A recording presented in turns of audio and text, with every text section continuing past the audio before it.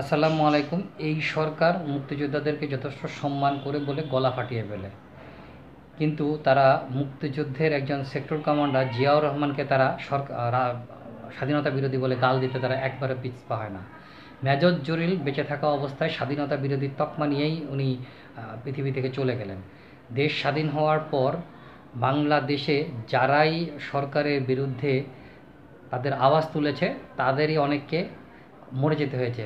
যেমন সিরাজ শিকদার একজন, এরকম আরও বহু জাসদের বহুত নেতাকর্মীকে পৃথিবী থেকে ছেড়ে চলে যেতে হয়েছে।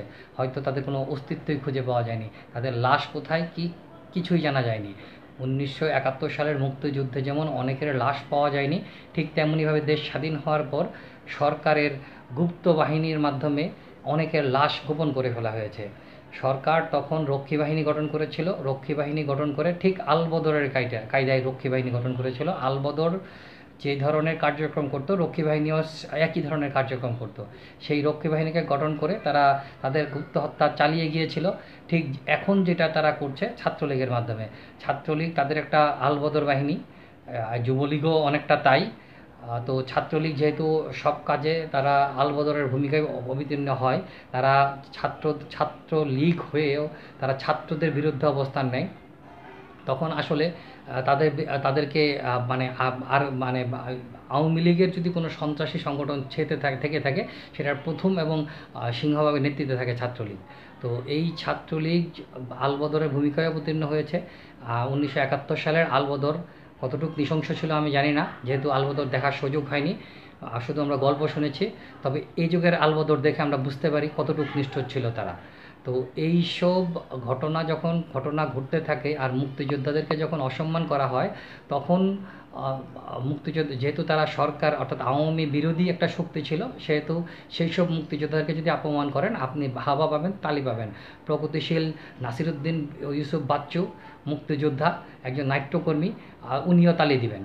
কিন্তু যখনই ওনাকে বলা হবে যে নাসিরুদ্দিন ইউসুফ বাচ্চু একজন রাজাকারের সমর্থক, অর্থাৎ এই যুগের রাজাকাররা যে ভূমিকা অবতীর্ণ হয়েছিল, দেশ ও জনগণের বিরুদ্ধে অবস্থান নিয়েছিল, নাসিরুদ্দিন বাচ্চুকে বললে নাসিরুদ্দিন বাচ্চু আপনার বিরুদ্ধে আদালতে মামলা দায়ের করে দিবে।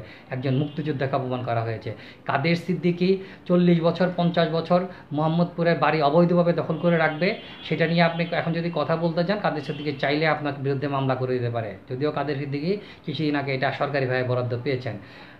মেজর জেনারেল ইব্রাহিম, উনি রাষ্ট্রের মানুষের সাথে এতদিন ধরে সরকার বিরোধী আন্দোলন করে, সরকারের সাথে লিয়াজু করে, অর্থাৎ সরকারের দালালি করতে গিয়ে দালালি করে উনি সরকারের সাথে যোগ দিয়ে ডামি নির্বাচনে অংশ নিয়েছেন। আপনি যদি ওনার বিরুদ্ধে কিছু বলেন, উনি একজন মুক্তিযোদ্ধা, এটাও যদি আপনি ইন্ডিকেট করে যদি কোনো কথা বলেন, তাহলে আপনার বিরুদ্ধে মেজর জেনারেল ইব্রাহিমও মামলা করতে পারবে। অর্থাৎ আপনি যদি আওয়ামী লীগের পক্ষে থাকা মুক্তিযোদ্ধাদের বিরুদ্ধে কিছু বলেন, আপনার বিরুদ্ধে যে কোনোভাবে আইনানুগ ব্যবস্থা নিতে হবে। কিন্তু জিয়াউর রহমানের বিরুদ্ধে আপনি যদি যত কিছুই বলেন না কেন, জিয়াউর রহমানের বিরুদ্ধে আপনি যাই বলেন না কেন, আপনার বিরুদ্ধে কোনো আইনগত ব্যবস্থা হবে না। আপনাকে বিরুদ্ধে যদি কেউ কোনো কিছু বলে, তখন দেখবেন যে এই দেশের প্রগতিশীল বেনিয়ারা আপনার পিছনে ঝাঁপিয়ে পড়বে। অতএব মুক্তিযোদ্ধাদের সম্মান মুক্তিযোদ্ধারা নিজেরাই নষ্ট করেছে।